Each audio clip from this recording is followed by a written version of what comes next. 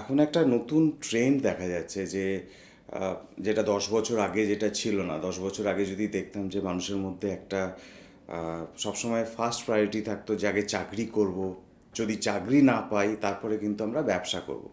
কিন্তু এই 8-10 বছরের মধ্যে একটা চেঞ্জেস যেটা দেখতে পাচ্ছি, এটা শুধু আমাদের ইস্টার্ন ইন্ডিয়া না, সারা ভারতবর্ষের মধ্যেই, যে ব্যবসাটাকে কিন্তু একটা নিউ জেনারেশনের মধ্যে তারা একটা করার চেষ্টা করছে, যে চাকরিটাকে তারা কিন্তু সেকেন্ড প্রায়োরিটি দিয়ে তারা ব্যবসা করছে। নিজে কিছু করব, নিজে স্বাধীনভাবে কোনো ব্যবসা করব, বা ওই এন্টারপ্রিনিয়র ব্যাপারটা কিন্তু আস্তে আস্তে নিজেদের মধ্যে আসছে।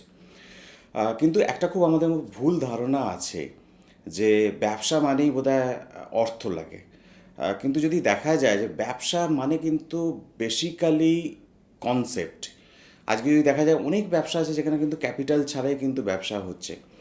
যদি ফর এক্সাম্পল যদি দেখা যায় যে এই যে ওলা বা উবের বা এরকম আছে, তাদের কিন্তু নিজস্ব ক্যাপিটাল ইনভেস্টমেন্ট নেই।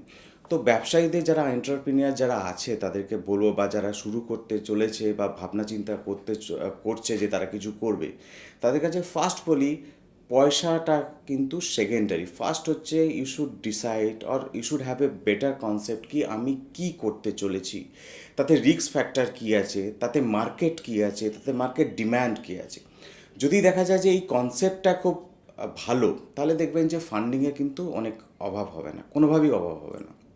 ফান্ডিংয়ের ক্ষেত্রে যদি দেখা যায়, ফান্ডিংয়ের অনেকেই ভাবে যে লোন নিয়ে কাজ শুরু করব না ইকুইটি দিয়ে শুরু করব।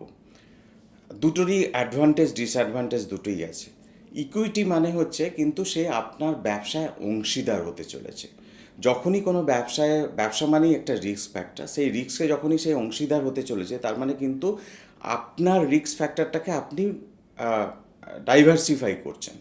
কিন্তু যখনই লোন নিচ্ছেন, তার মানে হচ্ছে কিন্তু আপনাকে আরও দায়িত্ব নিতে হচ্ছে, যে সেই লোনটার কিভাবে রিপেমেন্ট করবেন, সেই লোনটার টেনিওর কী আছে, রেট অফ ইন্টারেস্ট কী আছে, আপনি জানেন না হয়তো যে মার্কেটে আপনার প্রোডাক্টটা বা যে ব্যবসাটা করতে শুরু করছেন সেটা কীরকম চলবে না চলবে।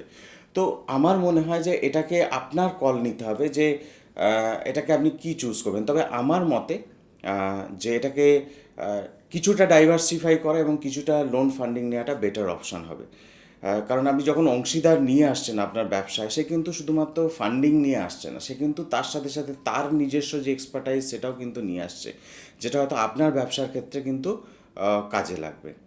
তবে ইনিশিয়াল স্টেজে আমার মনে হয় যে একটা আপনি যে অংশীদারিত্ব দিল বা ইকুইটি আপনি স্টেক দিল, তাতে যেন মিনিমাম থাকে, মানে number of investor should be very minimum. Otherwise কী হবে যে অধিক সন্ন্যাসীতে গাজন নষ্ট, যেটা আমরা বাংলাতে বলি, সেরকম হবে না। If you have 5-10 partners, then it is very difficult to sustain also sometime.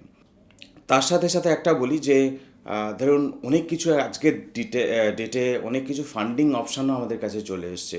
যেমন রিসেন্টলি যেটা আমাদের প্রাইম মিনিস্টারের যে মুদ্রা যেটা ব্যাপারটা এসছে, সেখানে কিন্তু যারা নিউ স্টার্ট আপ আছে, তারা এসএমই বা এমএসএমইর ক্ষেত্রে তারা কিন্তু খুব সহজেই কিন্তু তারা লোন পেতে পারে। এবং শুধু মুদ্রা না, তার সাথে সাথে বিভিন্ন মাইক্রোফিন্যান্স ইনস্টিটিউশন আছে যারাও কিন্তু এই সাপোর্টটা করে চলে। যদি আমাদের ক্ষেত্রেই বলি যে ভিলেজ ফিনান্সিয়াল সার্ভিসেস, আমরা একটা মাইক্রোফিন্যান্স ইনস্টিটিউশন, যারা 10টা স্টেটে আমরা কাজ করছি ইস্টার্ন বেসড, এবং যেখানে প্রায় 4 লক্ষ মহিলাদেরকে কিন্তু আমরা ঋণ দিয়েছি। এবং তারাও কিন্তু ছোট ছোট এন্টারপ্রিনিয়ার, তারা হয়তো তাদের রিকোয়ারমেন্ট হয়তো খুব ছোট, 1,50,000, 70,000, কিন্তু তারাও কিন্তু এক একজন এন্টারপ্রিনিয়ার, তাদেরকেও আমরা ডেভেলপ করছি। তো এরকম এমএফআইজ আছে, এরকম মুদ্রা আছে, এরকম আরও কিন্তু ডেভেলপমেন্ট ইনস্টিটিউশন আছে, যারাও কিন্তু আপনাদেরকে ইনিশিয়াল সাপোর্টটা কিন্তু আপনাদের করতে পারে। যে কোনো এন্টারপ্রিনিয়ারের ক্ষেত্রে বা যে কোনো ব্যবসার ক্ষেত্রে team is very very important. কারণ টিম ছাড়া কিন্তু এটা কিন্তু একটা ওয়ার্কফোর্স, আপনার সাকসেস যদি হয়, সেই সাকসেস কিন্তু আপনার টিমই এনে দেবে। অনেক ক্ষেত্রে হয় কি যে আমরা ভাবি যে ব্যবসা বাড়ুক তারপরে আমি ভালো লোক নেব, বা ব্যবসা বাড়ুক তারপরে টিম সাইজটাকে বাড়বো, এটা কিন্তু অনেক ক্ষেত্রে এটা ভুল। আমার মনে হয় যে যেটা প্রয়োজন সেইটা কিন্তু সেই সময়ের সাথে সাথে সেটা কিন্তু যাতে আমরা রিক্রুট করতে পারি। কারণ আমরা যদি মনে হয় যে আমার যদি ভিশন থাকে যে আমি এই কাজটা করব, তাতে এতজনের লোকের দরকার আছে, আমার মনে হয় ফ্রম ডে ওয়ান সেটা হয়তো একটা ইনভেস্টমেন্ট হিসেবে আপনাকে ট্রিট করতে হবে, এটা এক্সপেন্ডিচার না হিসাবে দেখে যে সেটাকে ভালো লোক নিয়ে আসা, ভালো টিম করা। সেটার ক্ষেত্রে সুবিধাটা হচ্ছে যে আপনার সেই ব্যবসায় সাকসেস হওয়ার প্রবণতাটা কিন্তু বাড়বে, এবং তার সাথে সাথে যারা ব্যাংক থেকে হোক বা যারা ইকুইটি ইনভেস্ট করবেন তারাও একটা কমফোর্ট ফিল করে যে না ঠিক আছে, এখানে 5 জনের টিম আছে, 10 জনের টিম আছে, যারা এফিসিয়েন্ট আপনার ব্যবসাটাকে কিন্তু আগিয়ে নিয়ে যাওয়ার পক্ষে।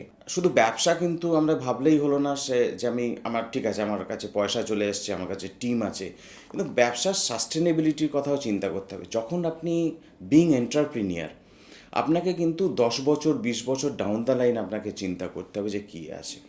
যেমন ধরুন যে ফর এক্সাম্পল এরকম আমরা অনেক দেখেছি যে আজকে যেটা ব্যবসা চলছে সেটা কিন্তু কালকে সেটার প্রেজেন্স নাও হতে পারে, সেটা কালকে সেই সাস্টেনেবিলিটি নাও হতে পারে। ফর এক্সাম্পল আমি যদি বলি যে সিডি, আমরা যেটা মিউজিক বা ভিডিও দেখতাম সেই সিডি আজকে নেই, আজকে কিন্তু সব পেন ড্রাইভে চলে এসছে।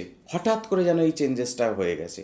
তারপরে যদি ধরেন যে ক্যামেরা, আমরা আগে চিন্তা ভাবনা করতাম যে একটা ভালো ক্যামেরা কিনবো, সেখানে ছবি তোলার জন্য, যেখানে ঘুরতে যাবো। আজকে কিন্তু আমরা যখন মোবাইল কিনি, আমরা মোবাইল কেনার সাথে সাথে আমরা দেখছি আচ্ছা কত মেগাপিক্সেলের ক্যামেরা আছে, তার মানে প্রপার ক্যামেরাটাকে কিন্তু রিপ্লেস করে দিচ্ছে মোবাইল ফোনস।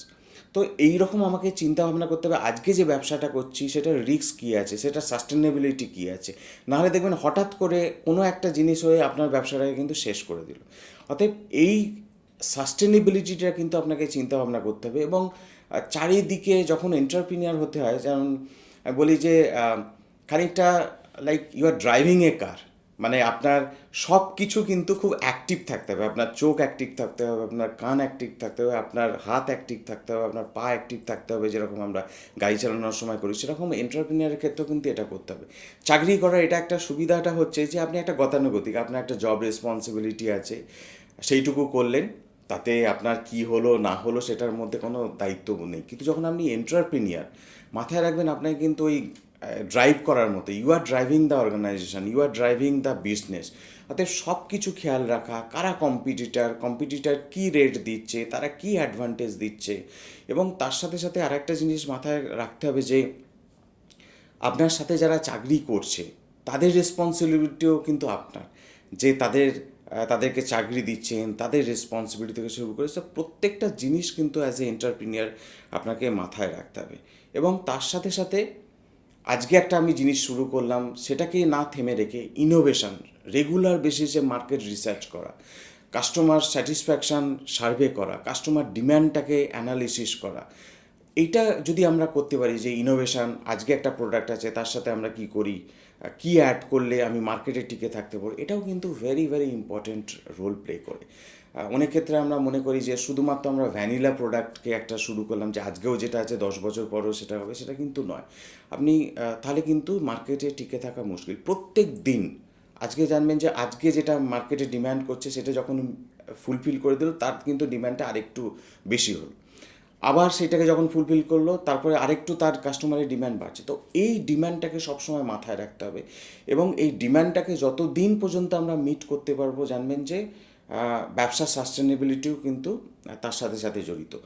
তো এই আপডেশনটা ইজ ভেরি ভেরি ইম্পর্টেন্ট আমার মনে হয় যে ব্যবসার ক্ষেত্রে। আরেকটা যেটা বলবো, যে যারা ব্যবসা শুরু করতে চলেছেন বা এন্টারপ্রেনিয়ার, যে যখন ব্যবসা শুরুর আগে মার্কেট গ্যাপ অ্যানালিসিস করাটাও কিন্তু খুব ইম্পর্ট্যান্ট। যে আপনার এই ব্যবসা যেটা ভাবছেন, যেটা করবেন, তার কম্পিটিটার কারা আছে, তারা কী প্রোডাক্ট ফিচার্স দিচ্ছে। এবং এক্ষেত্রে অনেক এজেন্সি আছে যারা প্রফেশনালি আপনাকে হেল্প করতে পারে। তারা মূলত তারা এই সব ধরনের কাজকর্মই করে, সার্ভে করে। তারা কিন্তু এটা আপনাকে বেটার একটা অ্যানালিসিস করে দেখাতে পারে যে আপনি যেটা ব্যবসাটা ভাবছেন তার সাস্টেনেবিলিটি কী আছে, মার্কেট শেয়ার কীরকম আছে, মার্কেট ডিম্যান্ড কী আছে, যেটা পেলে হয়তো আপনার ডিসিশান নিতে কিন্তু আপনার সুবিধা হবে। তো আমার মনে হয় যে ব্যবসা করার আগে এটাও কিন্তু একটা ইম্পর্ট্যান্ট জিনিস যেটা আপনাদের করা উচিত। যারা নতুন এন্টারপ্রেনিয়ার বা ব্যবসা করার কথা ভাবছেন তাদেরকে একটাই বলবো যে কখনো ধৈর্য হারাবেন না, প্রথম কথা। দ্বিতীয় কথাটা হচ্ছে যে আপনারা এই যে এন্টারপ্রিনিয়ারে যারা একবার স্বাদ পেয়েছে, যারা ব্যবসা করার স্বাদ পেয়েছে, তারা বোঝে জিনিসটা যে এটা কিন্তু আপস অ্যান্ড ডাউনস থাকবেই। এবং এই রিস্কটাকে কিন্তু আপনাকে নিতে হবে। কিন্তু সবথেকে মজার বিষয় হচ্ছে যে যখন আপনি দেখবেন যে একটা চাকরি করার একটা আলাদা জিনিস আর একটা ব্যবসা করার আলাদা জিনিস। আপনি যখন দেখবেন যে আপনার এই ছোট ব্যবসাটা আস্তে আস্তে বড় হচ্ছে, আস্তে আস্তে মার্কেটে একটা ব্র্যান্ডিং তৈরি হচ্ছে, এত মানুষ, আপনি অনেক মানুষকে চাকরি দিতে পারছেন, অনেক মানুষ আপনার প্রোডাক্টটাকে বা আপনার সাথে যুক্ত হতে পেরেছে, এটা একটা অন্যরকম স্যাটিসফ্যাকশান। তো আমি বলবো যে দুটো জিনিসই আমি তাদের কাছে অ্যাডভাইস, যে যারা করছেন তারা ভাববেন যে আজকে বললাম কালকে এটাকে সাকসেস হলো, সেরকম না। হয়তো এটা সময় লাগবে, বাট ধৈর্যটাকে ধরতে হবে। বেশিরভাগ এন্টারপ্রিনিয়র করে কি, যে খানিকটা করলো, 1 বছর দেখলো, 2 বছর দেখলো, দেখলো যে সেরকমভাবে পাচ্ছে না, ছেড়ে দিল। এটা কিন্তু কখনো করতে যাবেন না। হয়তো দেখা যাবে আপনার সাকসেসটা 3 বছর পরেই হয়তো আসবে। তো এইটাকে সবসময় কন্টিনিউ করবেন। আর যেগুলো আমি বললাম যে ভালো টিম করা, ফান্ড ম্যানেজমেন্ট করা, অ্যানালিসিস করা, এগুলো আমার কাছে মনে হয় যে করলে কিন্তু আপনারা নিশ্চয়ই ভালো এন্টারপ্রিনিয়র হবেন, এইটুকু আশা রাখি।